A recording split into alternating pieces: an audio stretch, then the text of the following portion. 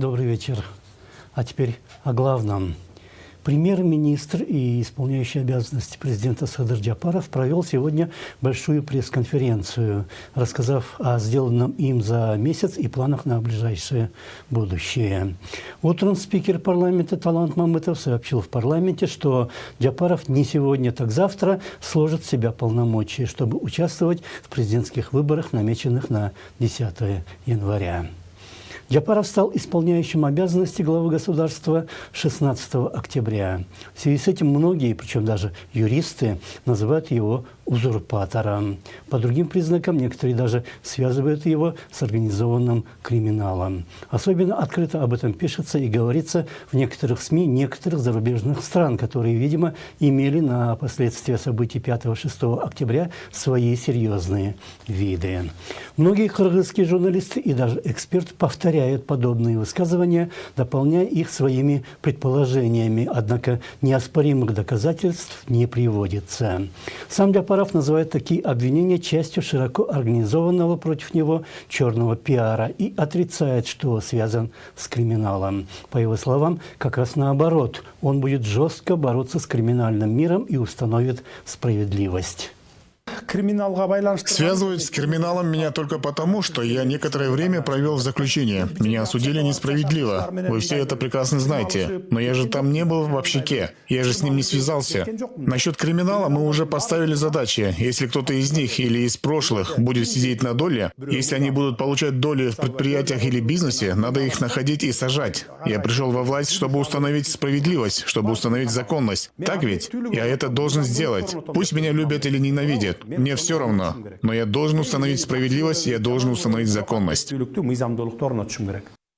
При этом за неполный месяц работы Джапарова на высших государственных постах попали за решетку Раим Атраимов, которого многие считают главным коррупционером страны, а также вор в законе Камчи Гульбаев. Насколько это просто постановочное шоу, судить пока трудно. Но вот вчера, например, Садыр Джапаров посетил Академию наук и сказал теплые слова про ученых, чего другие президенты до него не делали. Миссия ученых – анализировать государственную стратегию и предлагать обществу варианты. Они должны помогать исполнительной власти отбирать правильные приоритеты. Мы потеряли очень много времени. К сожалению, наука в течение десятилетий сталкивалась с системными проблемами. Если же говорить о реформах, то к ним в первую очередь должна обращаться наука. Сегодня же Джапаров заявил, что ученые-эксперты готовят новый проект Конституции, который будет представлен в парламент, и уже депутаты решат, какие поправки принять. Обсуждаться каждая предлагаемая статья будет открыто, и заседания по его предложению будут транслироваться в прямом эфире.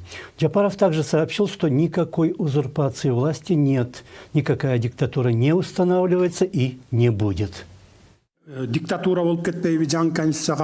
должны быть далеки от мысли, что если будет принята новая конституция, это приведет к диктатуре. Я это могу сказать точно и ясно. Граждане Кыргызстана, кыргызский народ, который за 30 лет совершил 3 революции, он сделал это из-за того, что не желал никакой диктатуры, выступал против беззакония и несправедливости. Он жаждал справедливой жизни. Поэтому, кто бы ни пришел к власти, я или после меня Иванов, Петров или Сидоров, кыргызский народ не допустит никакой диктатуры. Вы сами это видели 3 раза в течение 30 лет.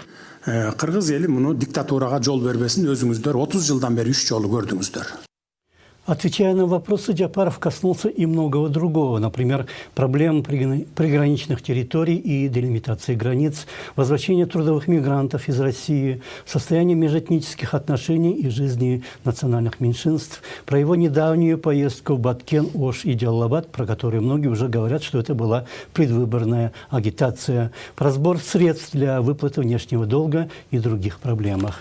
Проблема в том, что в стране накопилось так много проблем, каждой из которых нужен новый подход. Когда к власти пришел Сооронбай Жээнбеков, тоже говорилось, что многое приходится начинать заново, так как деятельность власти до него почти по всем направлениям была завалена или дело было пущено на самотек. И подобная ситуация повторяется при каждой смене власти, а сейчас она осложняется тем, что Джапаров уходит на выборы. Это была программа о главном, ее вел я, Нарын Айып. Всего вам хорошего и до свидания.